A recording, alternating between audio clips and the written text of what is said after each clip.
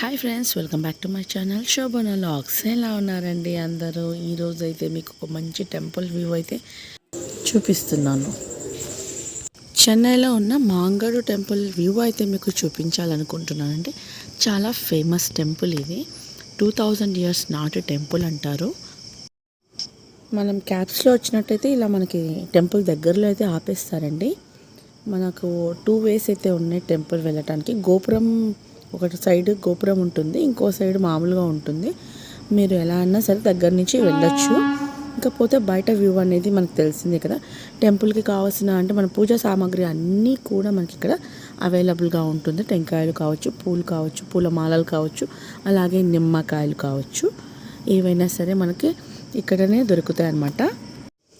ఇప్పుడు మీరు చూస్తున్నదంతా టెంపుల్ బయట వ్యూ అండి ఇదంతా.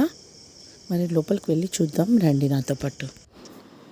ఎవరైనా నా ఛానల్ని కొత్తగా చూస్తున్నట్టయితే ప్లీజ్ సపోర్ట్ చేయండి, లైక్ చేయడం మర్చిపోవద్దు. ఎలా ఉందనేసి కమెంట్లో అయితే మాత్రం ఖచ్చితంగా చెప్పండి.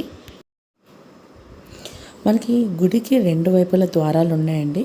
నేను గోపురం వైపు ద్వారం వైపు వెళ్తున్నాను అనమాట. మీకు ఆ వే అనేది చూపిస్తున్నాను. మన మెయిన్ రోడ్కి చాలా దగ్గర అయితే ఉంటుంది.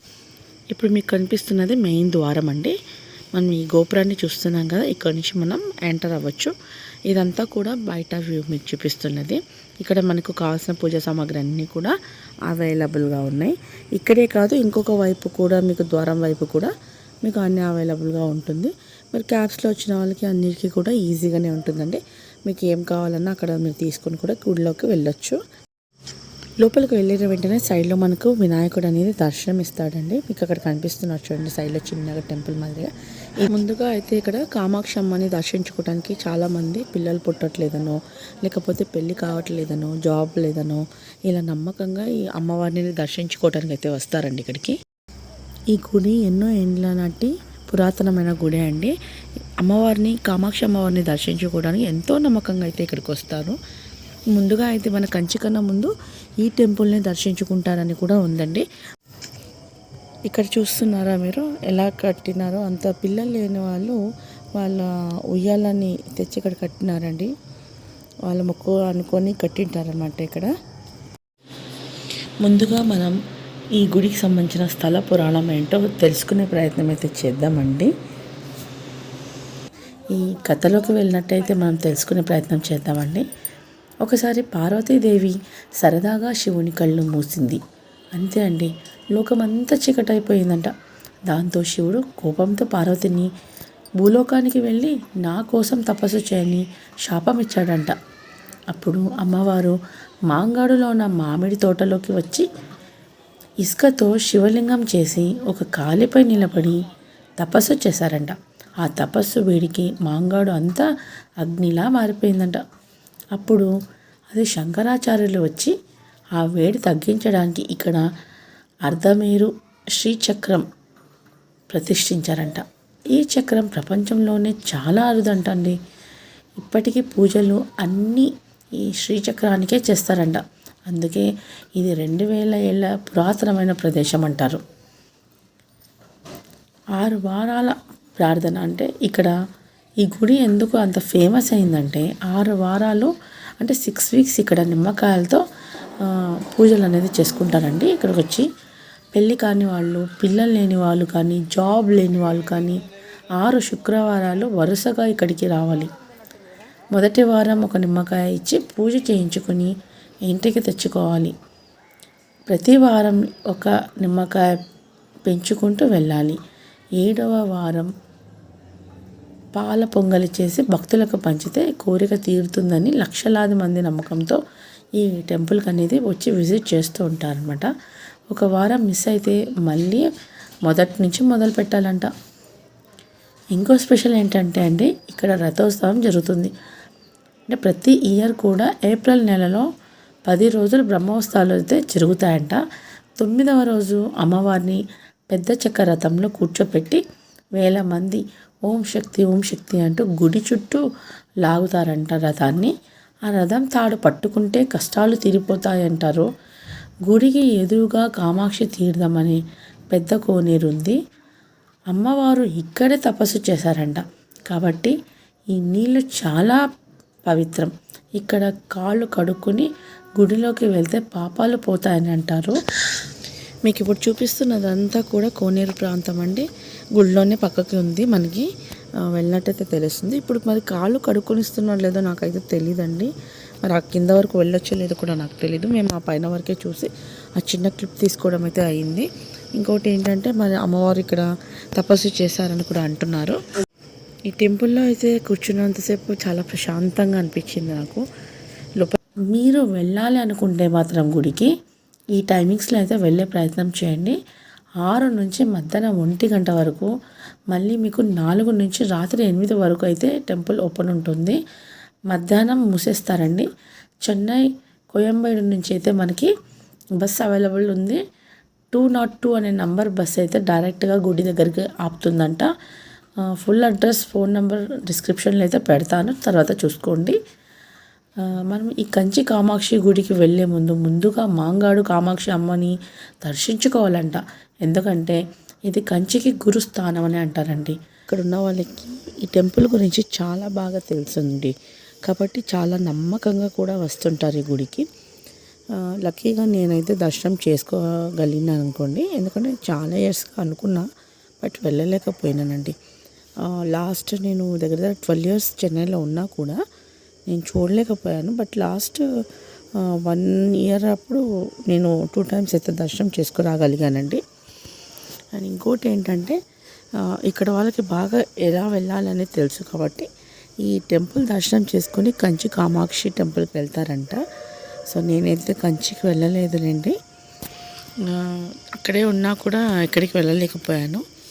అండ్ ఇంకోటి ఏంటంటే నిజంగా చాలా చాలా బాగుంటాయండి టెంపుల్స్ ఇక్కడ. తమిళనాడులో ఏ గుడికి వెళ్ళినా కూడా ఎంత పెద్దగా ఉంటాయంటే ఆ టెంపుల్ వ్యూ చూస్తూ అలా ఉండిపోవచ్చండి మనం, అంత అద్భుతంగా ఉంటుంది. కొన్ని ఏంటంటే వీడియోస్ తీయనిరండి ఇప్పుడు. అప్పట్లో కొంచెం ఏదో తీయగలిగినాం కానీ చాలా వరకు టెంపుల్ వ్యూని వీడియోస్ షూట్ చేయనివ్వరు. మీరు ఇప్పుడు టెంపుల్ వ్యూ మొత్తం మరొకసారి చూడండి ఎలా ఉందనేసి. చాలా చాలా ప్రశాంతంగా ఉంటుంది టెంపుల్ వ్యూ అయితే. మరోసారి మీకు నీట్గా అయితే నేను వ్యూ చూపిస్తున్నాను మొత్తం కూడా. ఆ పరమశివుని కోసం ఆ అమ్మవారు భూలోకానికి వచ్చి తపస్సు చేయడం అనేది మామూలు విషయం కాదండి. ఈ మాంగాడు ప్రదేశంలో అమ్మవారు శివుని కళ్యాణం చేసుకోవడానికి ఒంటి కాళ్ళ మీద నిలబడి తపస్సు చేసి ఆ పరమశివుని వరం పొందిందండి. అమ్మవారి తపస్సును మెచ్చిన పరమశివుడు కంచిలో తన్ని కళ్యాణం చేసుకుంటా అని మాట ఇచ్చి అక్కడ కళ్యాణం జరిగిందని స్థల పురాణంలో అయితే ఉందండి. అందుకే ఈ ప్రదేశం ఎంతో ప్రాముఖ్యమైంది. పిల్లలు లేని వాళ్ళు కూడా ఉయ్యాలలో ఆ బొమ్మలు కట్టారండి ఇక్కడంతా కూడా. మీరు చూస్తే గమనిస్తే అర్థమవుతుంది. ఎవరైతే కళ్యాణం కాలేదో వాళ్ళందరూ 2 నిమ్మకాయలు తీసుకొస్తారు. ఒక నిమ్మకాయ అయితే లోపల అంటే 2 ఇస్తారండి. పూజారి మనకు తిరిగి 1 నిమ్మకాయ ఇస్తారు. అది మనం తీసుకుని వచ్చి ఇంట్లో పెట్టుకొని పూజ చేసుకొని నెక్స్ట్ వీక్ మళ్ళీ వెళ్ళాలన్నమాట. 2 నిమ్మకాయలు తీసుకొని మరి ఆ నిమ్మకాయలు అక్కడ ఇచ్చిన పూజారి తిరిగి మనకు 1 నిమ్మకాయ ఇస్తాడు. అలా 6 ఫ్రైడేస్ అయితే ఆ టెంపుల్కి వచ్చి దర్శనం చేసుకుంటారండి. 7th వీక్ వచ్చేసరికి పాలు చక్కెర అయితే నేను ఇవ్వడం చూస్తాను. అండ్ పొంగల్ కూడా ఇస్తారంట నైవేద్యంగా. చాలామంది నమ్మకంగా వస్తున్నారండి ఇక్కడికి. నిజంగా చాలా చాలా అద్భుతమైన టెంపుల్ అనొచ్చు. ఇంకోటి ఏంటంటే కొంచెం ఎవరైనా అంటే కొత్తగా ఉంటే మాత్రం దయచేసి లేట్గా వెళ్ళకండి. అర్లీగా వెళ్ళండి, అర్లీగా రండి. ఎందుకంటే క్యాబ్స్ కూడా కొంచెం త్వరగా రావన్నమాట, అక్కడ అవైలబుల్ ఉండవు. కొంచెం ఎక్కువ రేట్ ఉండడం 400 to 500 వరకు ఛార్జ్ చేస్తుంటారు. అండ్ ప్లేస్ని బట్టి ఉంటుంది. కొంచెం లేట్గా అనేది వస్తుంది. సో కొంచెం అర్లీగా చూసుకొని వెళ్ళండి మీరు. అంటే బస్ అవైలబిలిటీ ఉంటే ప్రాబ్లం ఉండదు. బట్ మేమైతే 2 సార్లు చాలా ఇబ్బంది పడ్డాం. క్యాబ్స్ రావడానికి కూడా చాలాసేపు వెయిట్ చేయాల్సి వచ్చిందండి మాకు. సో ఇబ్బంది పడకూడదని ముందే చెప్తున్నాను నేను. మేము కాస్త ఈవినింగ్ టైంలో వెళ్ళాల్సి వచ్చింది. బట్ ఆ రోజు మేము తేరు అనేది కూడా చూడడం జరిగిందండి ఆ టెంపుల్లో. నాకైతే వ్యూ చూసినప్పుడు నాకు మంత్రాలయ రాఘవేంద్ర స్వామి టెంపుల్ వ్యూ కనిపించిందండి సడన్గా. అండ్ ఇంకోటి ఏంటంటే అక్కడ కూడా మనకి మంత్రాలయంలో ఎలా తేరైతే లాగుతారో ఇక్కడ కూడా అలా చేస్తున్నారు. సో నేను అదైతే దర్శనం చేసుకోగలిగానండి లక్కీగా. ఆ రోజు లేట్ అవ్వడం వల్ల, అంటే ఈవినింగే వెళ్ళాంలేండి మేము. ఒకసారి అయితే ఆఫ్టర్నూన్ టైంలో వెళ్ళాల్సి వచ్చింది. అప్పుడు కూడా దర్శనం బాగానే అయింది. మేము ఇక్కడ సెకండ్ టైం వెళ్ళినప్పుడు 2 టైమ్స్ లోపల దర్శనం చేసుకుని వచ్చాం. మళ్ళీ వెళ్తామో లేదో అనిపించి. అండ్ నిజంగానే ఇక్కడ చాలా చాలా బాగా చేస్తారు. ఇక్కడ చూస్తున్నారా, ఇదే అండి ఆ రథం కూడా. మామూలుగా వీళ్ళు ఇయర్లీ అట్లా చేస్తుంటారు కదా, ఆ టైంలో కాకుండా చిత్ర మాసంలో చేస్తారు కదా, ఇక్కడ డైలీ కూడా చేస్తున్నారు మరి. అండ్ నాకైతే ఆ రోజు వెళ్ళినప్పుడు రథం అయితే చూసామండి, తేరు లాగేది. చాలా చాలా లైటింగ్స్ వేసి చాలా బాగా అనిపించింది. ఇక్కడైతే తేరులాగే వ్యూ అంతా పెట్టానండి, మరి మొత్తం చూసేయండి. అమ్మవారి ఆశీస్సులు మీకు ఉండాలా, మాకు ఉండాలని కోరుకుంటున్నాను. వీలైతే చివరి వరకు చూడండి వీడియో, ఎందుకంటే అందరూ వెళ్ళి కూడా చూడలేం కదా. ఈ వీడియో ద్వారా చూస్తున్నట్టయితే మీకు ఎలా అనిపించింది అనేసి కామెంట్లో చెప్పండి. ఇప్పుడైతే ఈ వీడియో అయితే చూసేయండి. ఇక్కడ మీకు తేరు లాగేదంతా కూడా వ్యూ పెట్టాను.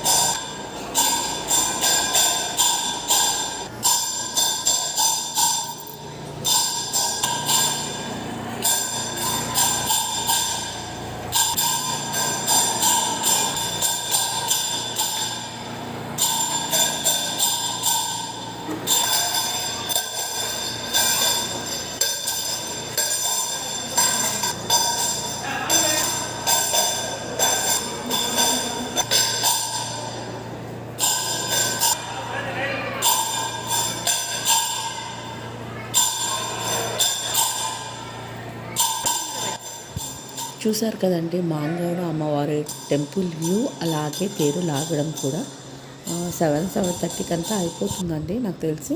బట్ మాకు క్యాబ్స్ దొరకడం మాత్రం చాలా లేట్ అయింది, అందుకే మేము చాలాసేపు వెయిట్ చేయాల్సి వచ్చింది బయట. చెన్నైలో ఉన్న మాంగాడు అమ్మవారి టెంపుల్ వ్యూ మీకు నచ్చిందని అనుకుంటున్నాను. మరి మీకు నచ్చినట్టయితే లైక్ చేయండి, షేర్ చేయండి, సబ్స్క్రైబ్ చేయడం అయితే మర్చిపోకండి. మరి నా ఛానల్ని సపోర్ట్ చేస్తారనుకుంటున్నాను.